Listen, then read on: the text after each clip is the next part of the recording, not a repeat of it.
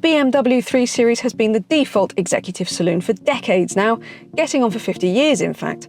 And in recent times, it's the plug-in hybrid variant that has spurred on its popularity with company car drivers in particular.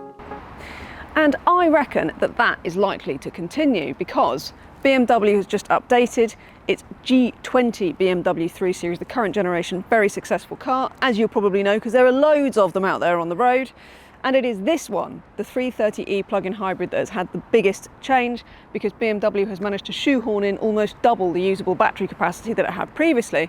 So it's now got 19.5 kilowatt hours of battery, which is good for an official range of up to 63 miles in the saloon, 60 miles in the touring, and you do lose a bit of that range if you go for the M Sport with the big wheels and all of that stuff. Of course, you get the 2-litre turbocharged petrol engine under the bonnet to keep you going when you've run out of that electric range.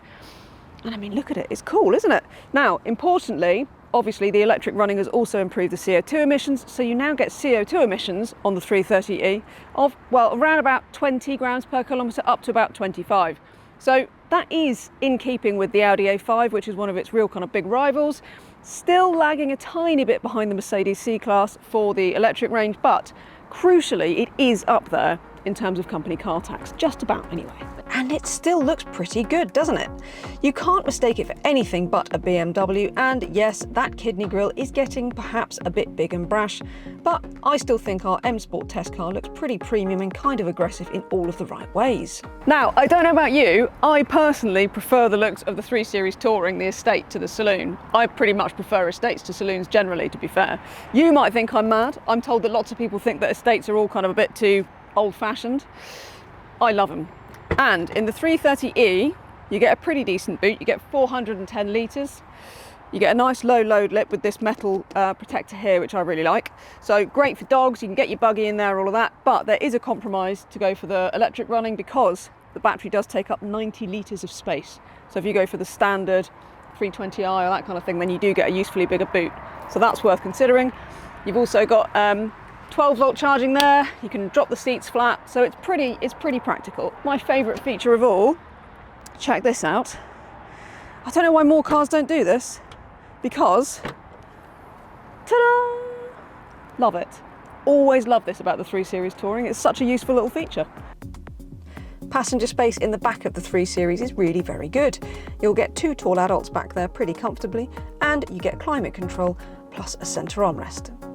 Now, the big news for this 2024 facelift for the 3 Series is that you get this huge curved touchscreen as standard now, including a sort of deeper and wider panoramic display for this central touchscreen. There are a few other styling updates as well. So M Sport, you get this slightly sporty looking steering wheel, but it's really all about the infotainment. Now, we have lost a few of the physical buttons, I'm afraid. So the climate control is now in the screen.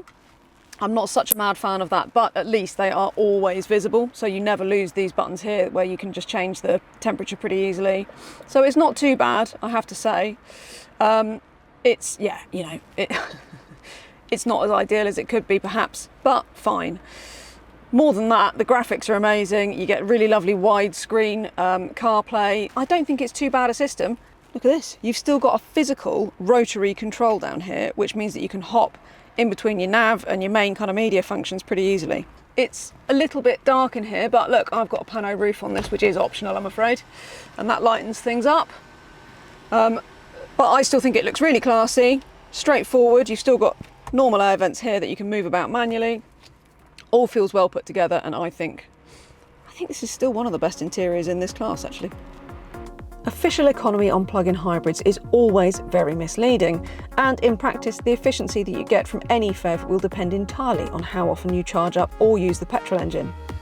In real-world use, expect the 330e to do around about 45 to 55 electric miles to a charge depending on conditions, and when that petrol engine is running, depending on how you're driving, it'll be doing roughly 38 to 40 mpg. So, the first question I want to answer, is this a proper 3 Series? Well, stick it in sport down here. Yeah, it's a proper 3 Series, you know it is.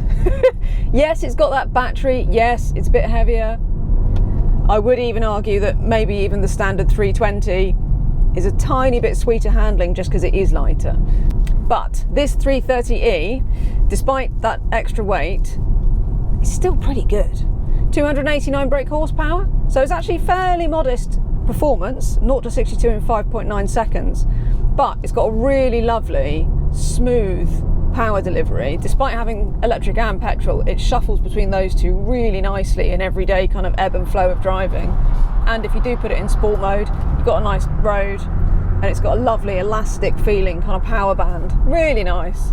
The whole car just has a really nice, sophisticated, quite suave sort of well, yeah, just a really classy feel about the way it goes down the road. It does help that our test car is on adaptive dampers. I would say they are probably worth adding to the plug-in hybrid, but I will be honest, I haven't driven it without.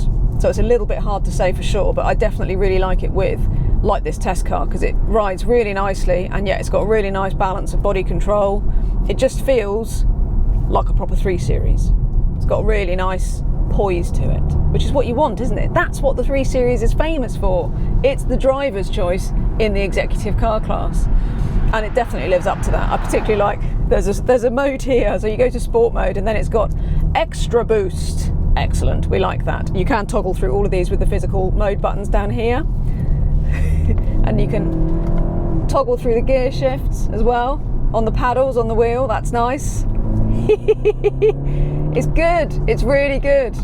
It's got a really nice build of power, and I like the fact that it's not too fast. I spend a lot of time in electric cars. I do quite often say that they are unnecessarily fast, and I stand by that. I think that this sort of performance in this car is about right for UK roads, because it feels like you're using the car. It feels like you're really accessing its potential. I like that. I think that's what's fun about it. It's tactile, yet it's sophisticated, and that is what you want from a 3 Series. I like it a lot. My only caveat here is that the electric mode, well, that is very good. So obviously you can put it into EV mode down here when you want to. That does reduce the performance and speed that you can do. It will still do motorway speeds, but it does feel quite muted in terms of how much power you do have when you're in that mode. You really do notice how much less performance you've got when you're in EV mode. But I mean, when you're just tooling through town on the way to work, it's going to be ideal. It's going to be absolutely fine, especially because it still feels pretty nippy up to about 40 miles an hour. And it's only after that you start to think, oh, I don't know, it's a bit kind of, it's a bit gutless, isn't it, above that? So generally, I think it's going to be absolutely fine. But do expect it to be, like I said, a little bit muted in EV mode. But other than that, I think the way this drives, really nice. Nice brake feel, nice blend between the regen and the actual kind of friction brakes. It's just well sorted. It's a very organic feeling car to drive. It is basically exactly what you want a plug-in hybrid 3 Series to be. Fun, yet classy, and very techy. Spot on. Official economy on plug-in hybrids is always very misleading, and in practice the efficiency that you get from any PHEV will depend entirely on how often you charge up or use the petrol engine. In real world use, expect the 330e to do around about 45 to 55 electric miles to a charge depending on conditions, and when that petrol engine is running, depending on how you're driving, it'll be doing roughly 38 to 40 mpg. So, you know that I like this car and that I think it drives very well. In fact, I think it's the best driving of all of the plug-in hybrids. I do like the A5 and the C-Class as well. There really isn't a bad car to choose from in this class. They're all pretty smart. But I do think the BMW's got the edge for the handling, and I personally also like the infotainment and the interior. So that's all good for the BMW, isn't it? Where it does fall slightly short is against the Mercedes in terms of that electric range, and that does impact your benefit in kind tax, which is pretty critical in the plug-in hybrid executive class. So it's only, you know, a fraction lower than the Mercedes, but it does mean that this falls into a class below the C-Class. And for now, that means that your tax payments are going to be only marginally lower, so you're not really going to be too worried about it, that difference on the Mercedes. But company car tax bands are changing in the next few years, so by the time you get to sort of 2028, then it's going to be a bigger disparity between the Mercedes and the BMW. although of course they're going to update it and that might all change. But just as a word of warning that if you're looking at these cars, do look down the years. If you're going to be running it for the next 2 or 3 years as your company car, you may find that that disparity in price between the longer range Mercedes and this 3 Series might be much more noticeable in a few years' time. So make sure you do your maths.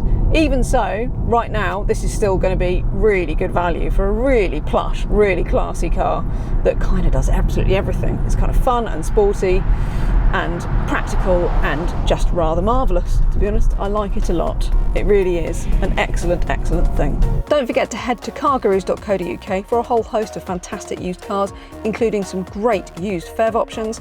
And while we've got you, please do like the video, subscribe to the CarGurus UK YouTube channel and turn your notifications on. Ring that little bell so that you don't miss any of our videos.